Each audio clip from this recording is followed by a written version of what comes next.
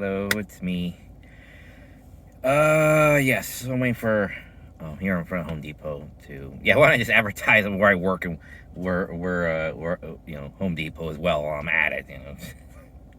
No, I'm not that famous yet. Where I have to cough, do endorsements, cough. So anyway, I wanted to talk about real super quick the Once Upon a Studio short.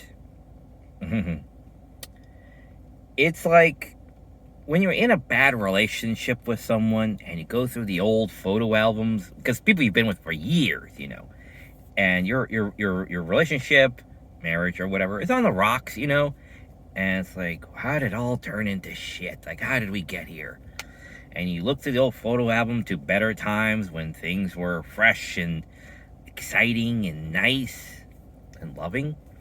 And, you look back on it, it's like, oh, isn't that a nice thing we had? And suddenly it's just turned to shit for some bizarre reason you can't quite put your finger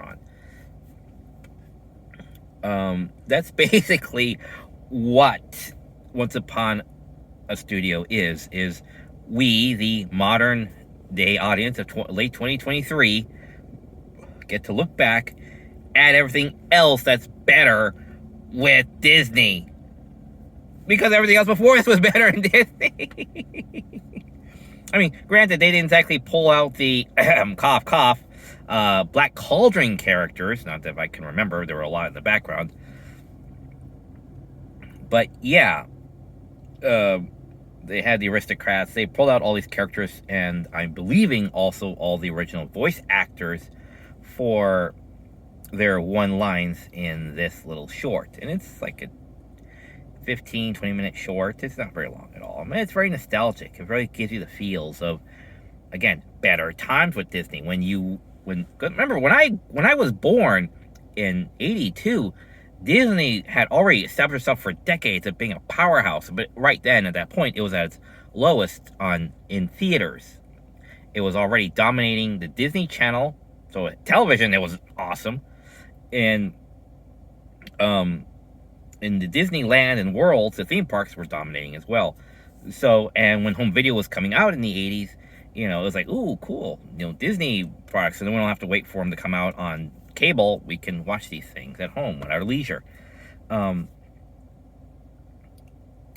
older stuff from the 70s. It wasn't until later 80s when we had, Oliver and Company, Who Framed Roger Rabbit, no, Little Mermaid, sorry. Who Framed Little Mermaid, that came out in the late 89. That's when it all kicked off, this whole thing. And then the following year for Who Framed Roger Rabbit and Batman and everything. So that's the thing. It really tugs on your heartstrings of nostalgia, period. It doesn't make you like Disney more now because Disney kind of became Disney Inc. or Incorporated. It became a business, not an art, right? In Billions, the show I watched, there was in previous season 5, there was this whole story arc with an artist, this abstract artist guy who could actually do actual artistry and be really good at it, but he has to be an expressionist, abstract splotches and stuff, supposed to capture pure, raw emotion, right? And he's supposed to be, when he's introduced, as this uncorruptible thing, much like Taylor before him. It's like, no, you're doing it for the money. You're not doing it for the art. And that's kind of what he eventually did become, is that he has to acknowledge in himself that, yes, the paycheck is nice. And that was kind of more the end goal. It became more of the end goal because then he can live an easier life. He doesn't have to think about, do I have enough money for the rest of my life? It's like, after that, he can live pretty well off for the rest of his life and not have to paint another damn thing. So, much like Disney now, it's all about the money and being hip and new and with it, and being with it now is not in your best interest because, much like She-Hulk, they took the most sexualized character in the entire MCU, stripped away anything likable, charming, interesting at all made her just like she is depicted in the later comics, just athletically attractive and not sexually attractive, there is a difference. And you just have these woke writers who are just not the people you want to write your popular characters, you know, or write for anything for your property at all. They're just not the right writers. Not to say I could write She-Hulk better. I'm just saying that's not what you do, because she's supposed to be popular with, you know, men and women, you know. But when you make her this cringe character, that's her entire thing. Is she is cringe. She's a feminist and it's cringe, and she's fucking obnoxious and judgmental and belittles everyone. She's like Captain America. I gotta corrupt Captain America. I gotta make the tiniest little chink in his perfect, you know, a monument to him. I gotta find the one thing. Oh, he slept with a SAO girl once. There. He's not perfect. He's just like any other man. I knew it. And again, fuck you. No. 10:02. All right. So, yeah, you'll be out in a second. So,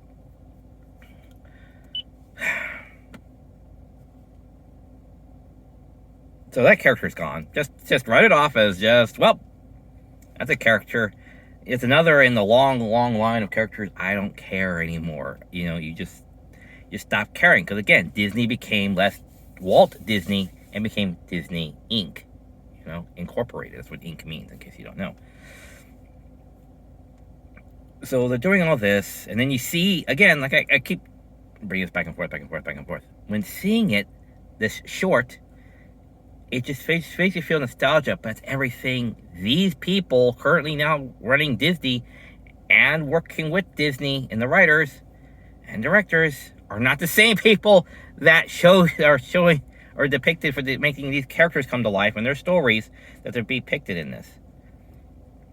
So yes, they're celebrating the 100th. Okay, cool, sure. But they're not the same people, same as this is not the same relationship you have with this person. Even though it's the same person, this is not the same relationship you had with that person 10 years ago. You are different people then, literally. You're young, you're willing to kind of more let things go. You don't pay attention as much to what the other person does or likes as much, you know. Everything's kind of more, yeah, sure, okay. She's a typical, you know, the right and the right and the left, you know. Sorry, I ate, so I'm kind of hiccupy.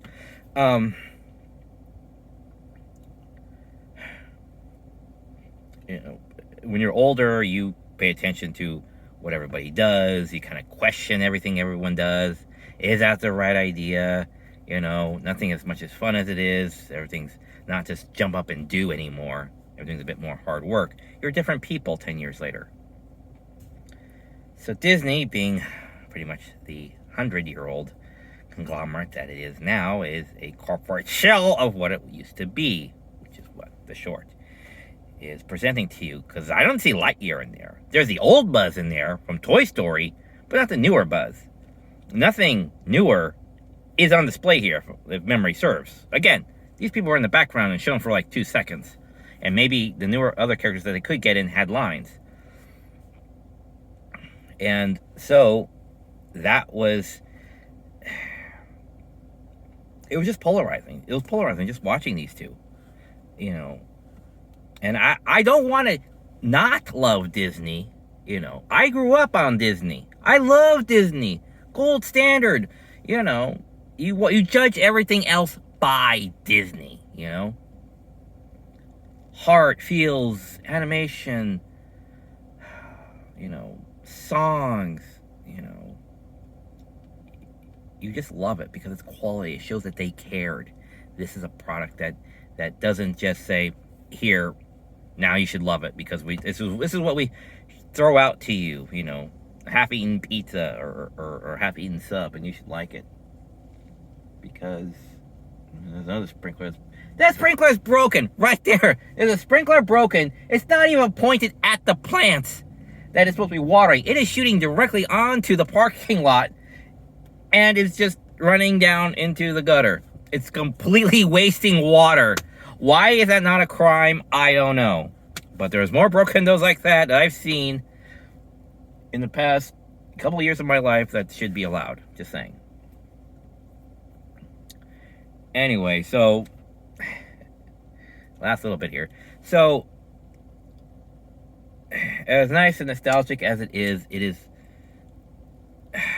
just a reminder of where things were and where things are now. And hopefully this is nearing the end of this stupid fucking era and we can all just get on with our lives. And Disney will start to swing back, as things tend to, swing back towards likability again. And it's for the art, not for the money, for the moolah. You're not here to make billions, Disney. You're here to entertain. But again, it's whatever your end goal is for the self-perpetuating motor that is, you know, a corporation. Since that they lost sight of, much like Alma in Alma in Encanto, it's not, you know, the representation of the family. It is the family. So, oh, and then I found a villain song about "We Can Be Evil" or "I Know Myself" or something like that, or "How Evil Can I Be," I think it's called. And it's this song where it has Darcy and King Adric and like every Toon Disney Afternoon villain in there. I think that's supposed to be the TV villain character is supposed to be their response to the primarily hero-based characters for Once Upon a Studio short. So I believe if the dates line up there, I think that'd be reasonably a good response to it. It's pretty good. It's entertaining. It shows all this classical, even 90s villains. Like Megavolt shows up for a cameo shot. Bill's reference, all these like Disney villains are singing about other Disney villains. Doofenshmirtz shows up. Tons of villains like from Wild Over Yonder. All these other villains just pop up. It's pretty fun. I highly recommend that. But yes, it's nice to see crossovers, and again, the Toon Disney Afternoon characters are a lot more likable. They haven't really gotten cringe. Of course, I haven't watched the Disney Channel. I watched the Disney Plus, so it's not a friend's account. So, but it's nice. You know, watching Ladybug, and I'll make a separate video on that soon about the newest Ladybug mini movie special World Paris thing. It's rather quite good. It's probably my second best since the Christmas one, which I'll get into.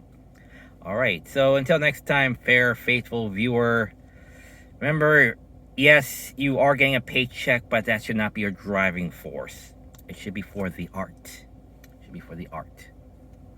Oh, letting everybody out now. I gotta go pick up my friend. Alright, bye.